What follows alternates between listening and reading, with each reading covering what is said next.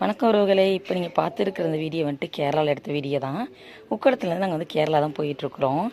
ஏன் எதுக்காக போகிறீங்க, எதுவும் ப்ரொமோஷனாக என்னன்னு கேட்காதே. நம்ம சேனல் வந்துட்டு அதில் ப்ரொமோஷன் பண்ணுற அளவுக்குலாம் இன்னும் வந்துட்டு இம்ப்ரூவ் ஆகலை, நம்மளும் இம்ப்ரூவ்மெண்ட் ஆகலை.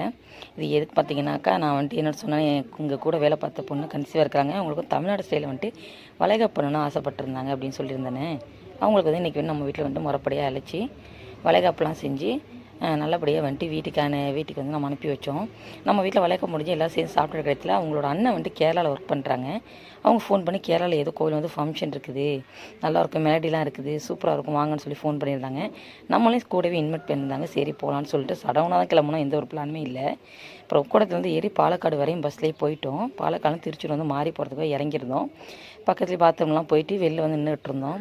இவங்க தான் மாமியார், நிறைய வந்துட்டு வீடியோவில் பார்த்துருப்பீங்க. இதுதான் அந்த பொண்ணு, மாதம் இருக்க பொண்ணு.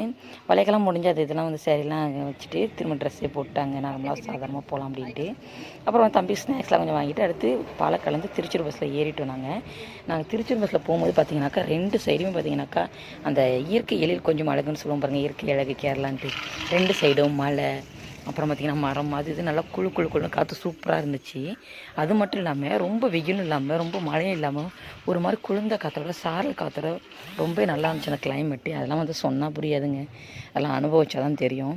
ஜன்னலோர சீட்டில் அழகாக வந்துட்டு நம்ம தமிழ்நாடு சைடில் வந்துட்டு பழைய இளையராஜா சாங்கு, அப்புறம் சித்ரா சாங் இதெல்லாம் கேட்டுக்கிட்டே அப்படியே ஸ்நாக்ஸ் சாப்பிட்டுக்கிட்டே அந்த இயற்கை காட்சியில் ரசிச்சு பஸ்ஸில் ஜன்னலோரம் போகிறப்ப அது ஒரு அளவில் ஒரு சந்தோஷம் தான் சொல்லணும். நான் வந்துட்டு நேற்று அந்த மாதிரி தான் வந்துட்டு அந்த சந்தோஷத்தை அனுபவிச்சுக்கிட்டே போனேன். அங்கேருந்து போய் இறங்கலாம் அப்படின்னாக்கா நம்ம வந்து ஃபஸ்ட் டைம் போகிறோம். நான் வந்து சின்ன பிள்ளைகள் தான் போயிருக்கேன், அதுக்கப்புறம் போனதில்லை. நான் விவரம் தெரிஞ்சு போகிறது அப்படின்னாக்கா இந்த கேரளாவுக்கு.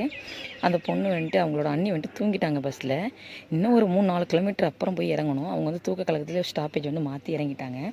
சரின்னு சொல்லிட்டு அங்கேருந்து வந்து ஆட்டோ வந்துட்டு பிடிச்சிருந்தோம் திருச்சூர் போகிறதுக்கு. அங்கேருந்து ஆட்டோக்கு வந்துட்டு 50 ரூபா சார்ஜ் பண்ணாங்க. ஒரு ஆட்டோக்கு வந்து 3 பேர் தான் வந்து கேரளாவில் அலவுடும். அதுக்கு மேலே வந்துட்டு எடுத்துகிட்டு போனால் போலீஸ் வந்துட்டு பிடிச்சிடுவாங்கன்னு சொல்லி சொன்னாங்க.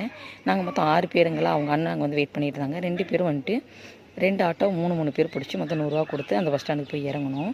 போகிற வழியெல்லாம் பார்த்தீங்கன்னாக்கா நிறைய கடைங்க ஃபுல்லாக பார்த்தீங்கன்னா லைட்ஸு அது இதுன்னு பார்க்குறதே ரொம்ப நெஜின்னு சூப்பராக இருந்துச்சுன்னு சொல்லணும். அதே